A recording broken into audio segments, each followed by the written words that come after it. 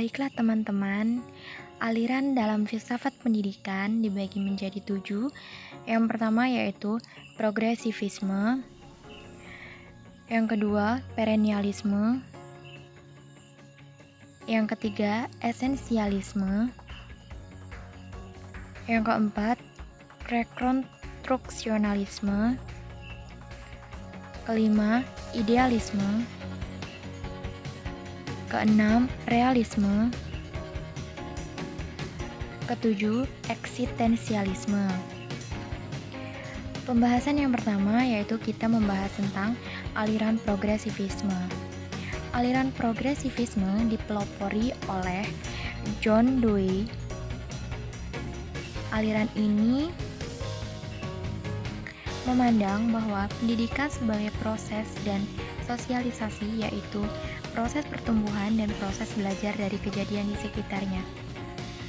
Sedangkan peran guru dalam aliran ini yaitu sebagai fasilitator yang mengarahkan pengetahuan, pengalaman yang peserta didik dapat dari lingkungannya. Sedangkan peran siswa yaitu aktif dalam pembelajaran.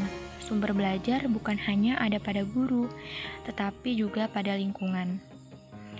Nah, sedangkan kurikulum dipusatkan pada pengalaman manusia. Pengalaman diperoleh karena manusia terus belajar dan beradaptasi dengan lingkungannya.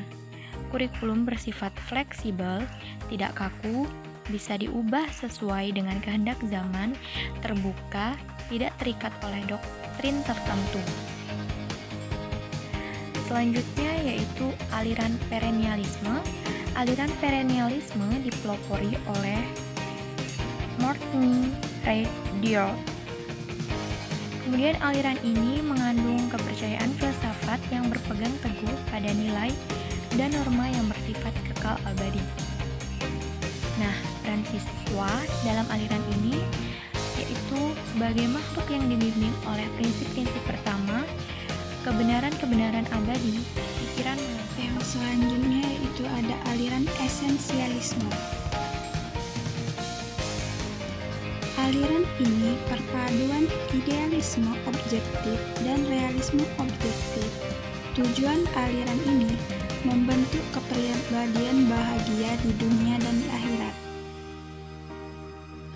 Kurikulum yang didasari oleh disiplin ilmu seperti sastra, matematika, bahasa, ilmu alam, serta sejarah. Proses pembelajaran lebih berpusat kepada guru atau teacher center. Peserta didik berperan pasif dalam proses pembelajaran. Yang selanjutnya yaitu aliran rekonstruksionalisme. Aliran ini merealisasikan potensi diri sebagai manusia.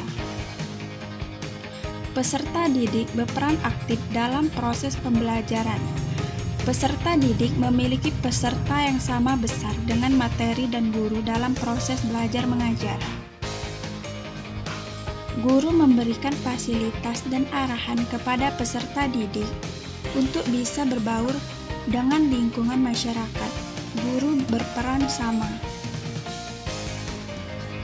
Kurikulumnya lebih ke aspek sosial dalam kehidupan bermasyarakat agar dapat menciptakan masyarakat yang lebih baik. Aliran realisme berarti kepatuhan kepada fakta, kepada apa yang terjadi, jadi bukan kepada yang diharapkan. Aliran ini lebih menekankan pada ide atau gagasan daripada materi.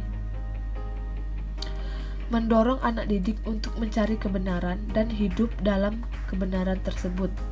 Berarti bahwa individu pertama, kalian harus mengetahui kebenaran tersebut, merubah pribadi untuk menuju Tuhan, bersikap yang baik.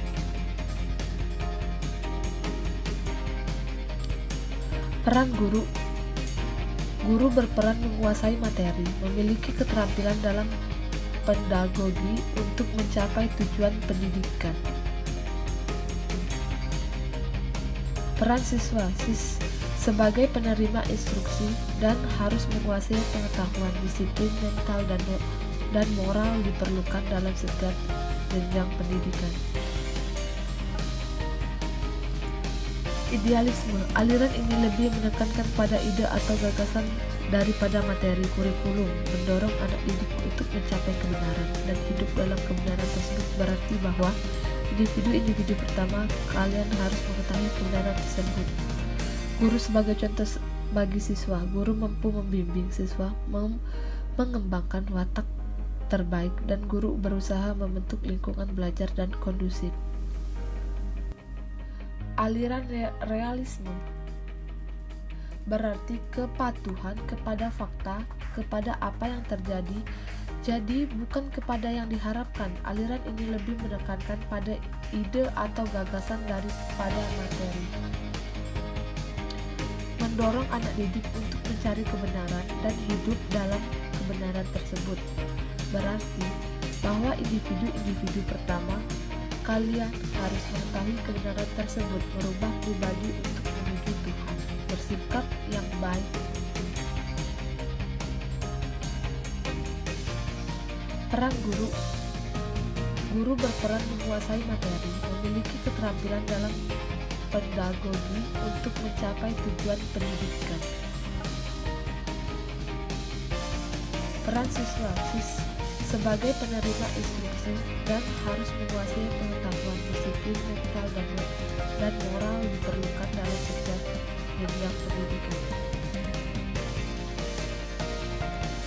Idealisme. Aliran ini lebih menekankan pada ide atau gagasan daripada materi. Kurikulum mendorong anak didik untuk mencapai kebenaran dan hidup dalam kebenaran tersebut berarti bahwa individu pertama, kalian harus mengetahui kebenaran tersebut.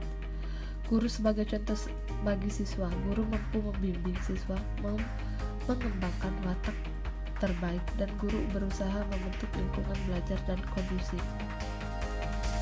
Eksistensialisme. Eksistensialisme pada hakikatnya adalah merupakan aliran filsafat yang bertujuan mengembalikan keberadaan umat manusia sesuai dengan keadaan hidup asasi yang dimiliki dan dihadapinya. Peran guru. Para guru harus memberikan kebebasan terhadap siswa yang untuk memilih dan memberi mereka pengalaman yang akan membantu mereka menemukan makna dari kehidupan. Siswa sebagai makhluk sosial dengan pilihan bebas bertanggung jawab atas pilihannya sesuai makhluk yang utuh, yaitu akal, pikiran, rohani, dan jasmani yang seluruhnya kebulatan dari semua yang diperlukan dikembangkan. Kurikulum di sini memberikan para siswa kebebasan individual yang luas dan masyarakat untuk mengajukan pertanyaan, melaksanakan pencarian mereka sendiri dan menarik kesimpulan.